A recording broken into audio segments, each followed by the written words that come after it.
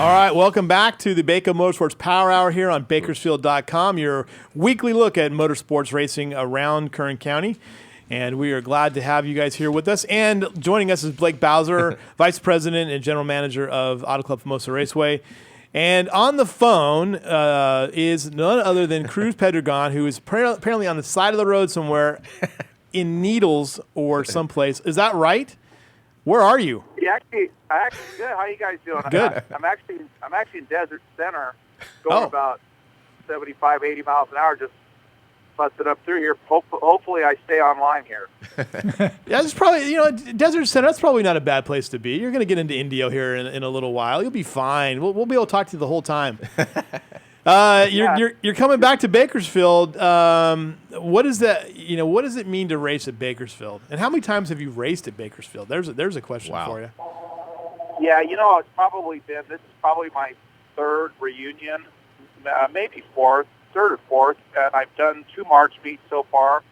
And I used to go there as a kid, probably 8, 9, 10, 11 years old. My dad would fly us up there, land right on what used to be a little airstrip next door.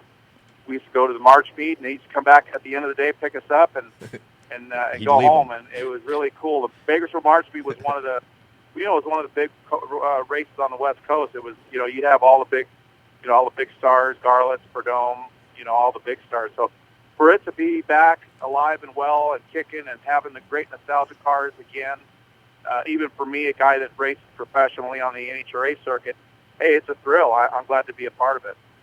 It's exciting too that and that I think that's the thing that sets this sport apart from others is that guys like yourself who why bother? But you guys love racing so much that you come out and do these events. I mean, is that kind of what it's like? It's just in your blood and you want to be a part of it? Yeah, I tried getting into other hobbies. I don't really like Harleys, but I tried to get involved with but I don't like other things. Man, I like racing, and that's why I do it. So, when they created this class called, I wish they changed the name to Old School Funny Car or just Double A Fuel Funny Car instead of nostalgia sounds. I don't know. It doesn't sound right. But when they created this class, 6 or 7, 8 years ago, I started paying attention to it. And little by little, they started attracting more and more publicity. And the guys were running in the 580s and going 250 mile. And I'm like, man, this is pretty cool. So, racing my Snap-on Toyota that I have back in the shop, I have a few chassis. I put a car together, and here we are. But yeah, for me, it's a you have to really love the sport to me in order to do it right for a living. And I've been fortunate to do it for both 25 years now. So to go back and do it, I don't want to say for fun, but kind of for it kind of takes me back to when I remember the cars back running back in the 70s. As a kid, it kind of takes me back to that time. So, I enjoy it. It's fun. But, hey, I'm like everybody else. I want to go there and win the race.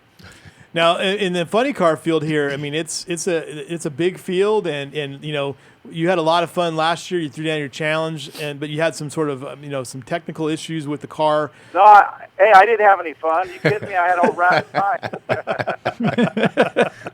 But go ahead. But I mean, how do you feel about this field, and how do you feel about your chances on this weekend?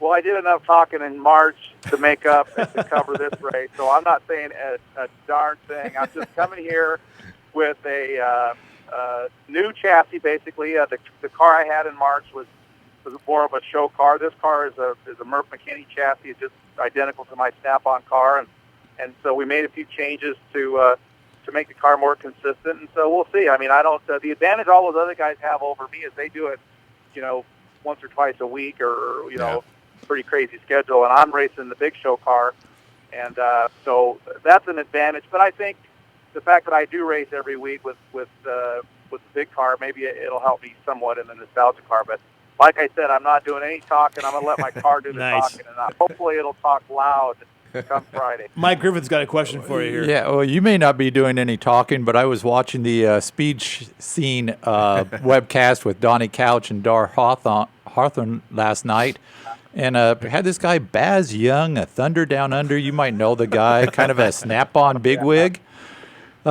He sort of threw down and wants to do a qualifying match race with you. He does, and hey, as long as they can line us up, hey, let's do it. Baz is indirectly my boss at Snap-on. Great guy. He's got a nice car. He's coming for he's coming to play here. So I think really I'm the kind of guy that I like to stir the pot a little bit. But at the end of the day, hey, we're the underdogs. There's guys like Rupert, a couple other guys that rode really well, and I think for us, we just want to make the field. If we can make the field, then maybe we'll start talking right before first round. Who knows? Hey, I was going to ask you about just to transition back to NHRA and the big show for a minute here. It seems like Funny Car right now is just on fire from a competition standpoint. Describe what's going on in that sport right now? It feels like you guys have a lot of momentum, a lot of positive things that are happening after feeling like maybe last year that the sport was teetering on, in some dark places. But it seems like this summer you guys have just been on fire. Well, the cars are performing at national record level. Seems like every track we go to, some of it to do with the conditions. If it's cool out, track's tight, and if the track's tight, you run fast. But I think a couple things have happened. The NHRA has made the racetracks better. They're whatever spray they're using is a little bit better, and the cars are really going faster. Seems like unless you're in the 3.9 at 320, you're kind of an also ran. So right now you've got a good battle brewing in Funny Car with Jack Beckman and Dale Worsham and a couple other DSR cars. Of course, his cars are still in there, and we're in there in 8th right now and trying to scratch and claw and try to get up to the top 5 to close out the year. But it's just performance-wise, they're just like you said, they're on fire, and I think there's just been some technology that's broke through. There's a lot of talk about headers, and but I think it's a combination of the cars are better, the crew chiefs are better, and the tracks are better, and it's just kind of all coming into its own right now. I mean, did you think going into this season that you would see those kind of performances this year? I mean, not just from Jack Beckman, but from just basically everybody's on fire right now. Yeah, well, let's put it this way, we ran a 396. We lost first round. We were racing Ron Capps that ran a 394, so it was a great race for the fans. A 94 to 96, man, you can't, that's great racing, and so yeah, I think you'll see probably even in Vegas. Don't know I think it's going to be in the 80s. As long as it's not too hot, more lower 80s and higher 80s, I think you'll see 5 or 6 3-second runs in qualifying, and so that'll be great. But I think Pomona will be. Usually Pomona is a little cooler. Who knows? Maybe we'll see 10 or 12 3-second runs. I don't know if that's been done before, but the fans love the fast cars, man. These cars are running. If you think about it, we're only running 0.2 off of what the top fuel cars. Top fuel cars are at 4.7s. We're at 3.7s. We're at 3.9. So wow. That's pretty impressive. As big a bunch of we're heavier and we've got a bit more aerodynamic or less aerodynamic, and the fact that we're right there running with within the same vicinity as those guys is pretty awesome. The one thing I find fascinating too, going back to people who kind of show up at this event. We've seen you there. We've seen Dale Worsham. We've seen Ron Capps. John Ford showed up one time. Beckman just shows up and goes shopping, I guess. I'm not sure what he does at this thing. Do you guys talk among yourselves like, oh, I'm going to get a nostalgia car or an old school car and come and race in Bakersfield or wherever I get a chance? Is that something you guys kind of, as drivers, kind of talk about or challenge each other on? Not too many people. I think Dale, I'm good friends with Dale Worsham and Chad Head. Of course, they both race, or they did race. But, Dale's he's a crew chief in his own right. In fact, I talked to him last week in Dallas about running some different combinations with clutches and tires and wheels and stuff. So I do with Dale and maybe Chad a little bit. Not much with the other guys. It's just Dale, I think he had a car. He sold it, but but it's good to see them out there. I mean, I think we all love the same thing. In fact, if you look at our age group, I'm 29, going on, be 30 here pretty soon. Yeah. But just kidding. But if you look at our age group, Beckman, myself, we all grew up around the era of the 70s funny cars, which is exactly what we're racing out there with the nostalgia car. I'm going to name it old school. Let's start let's go with old school funny cars. Let's make some AA shirts. fuel funny cars. I think Blake That's wants to the era market that that. By the way, that's what's going to be the March meets the new mantra. There it is. So we'll see you this weekend, but will we see you in March? Do you think as well? Well, that's going to depend on the performance. We drag this thing from Indianapolis, so it's I think 1,800 miles. But if we have a good performance, yes. If we don't, I'll have to get back to you on that. I have to clarify one story. Let me make sure this is right. I'll get this right because Griff was writing this down. So your dad would fly you up, push you out of the plane, let you run amok unattended in Bakersfield, and then pick you up. Is that an accurate story? That's exactly right. But let me just add one thing. He would walk through the pit, see some of his old friends, Dale Armstrong. I remember he used to go see Dale, Billy Williams, a couple guys, and he would walk back to the plane. He had a twin-engine Aero Commander airplane, and he would take off, buzz the track, fly back to Torrance, and at the end of the day, he'd come back, pick us up, and that was our. Oh yeah, that was a very true story. Yeah. That's crazy. Yeah, we did that. I would say the time was 78, 77, 78, 79, and maybe even 80. Wow. Yeah, that was our March speed. He didn't want to stay and watch the race. He was, my dad raced. He had a time in the 60s and late or early 60s or mid 60s, and after that he wasn't into it. He just said, "All right, you just want to go. Well, here you go." None of us were old enough to. But then you and your brother take off in it, right? I mean, you guys have been racing ever since, right?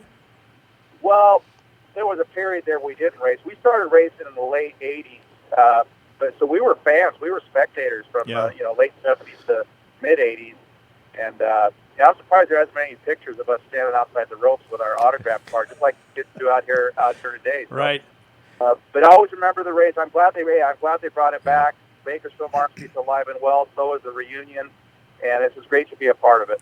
I have to admit that I had to learn how to spell your last name very early in my journalism career, because I worked at the Hemet News, and you guys were all affiliated with the obviously Larry Miner Motorsports. So typing up that Pedregon name was a key part of the whole deal. I don't know how many times I typed it up in those stories. So. Hey, I still have guys like John Forrest. He calls us Pentagon to this day. It's like, I didn't know there was a NT. It's Pedragon. John Forrest, Petragon. How you doing, Petragon? That's pretty good. Stuff, guys. Well, hey, thank you so much for your time, and we appreciate it. We look forward to seeing you this weekend, and be safe traveling. Hey, my phone, the cell phone worked good. Hey, thanks for having us. We'll see you guys out there Friday. All right, take care. All right, see you, Cruz. Thank you so Thanks. much. Cruz Pedregon, I think that interview was worth it just from the story about his dad dropping him off at the airplane. Yeah, See, now who? Everyone's got a March Meet memory, Exactly. and that's one right there. That's so classic of the 70s, parenting. Except, It is, I mean, like you hear these stories like, oh, I'll just drop you off and drop the kids off. They dropped the kids off at the mall. No, he flew them there, dropped them off, and picked them up later. Yeah, They were in a safe spot. They were in a safe they were. spot. Yeah. No, absolutely. it was. Yeah, No doubt about that. Yeah. No, and everyone did the same thing. You talk to Ron or Dell, or they all did the same thing. Just hang out, go there, and all right, it's pretty cool. We'll take one last break, and we'll talk with Blake Bowser some more about coming up this weekend with finishing with Andra and finishing up with the Hot Rod Reunion preview. We'll be right back over these messages.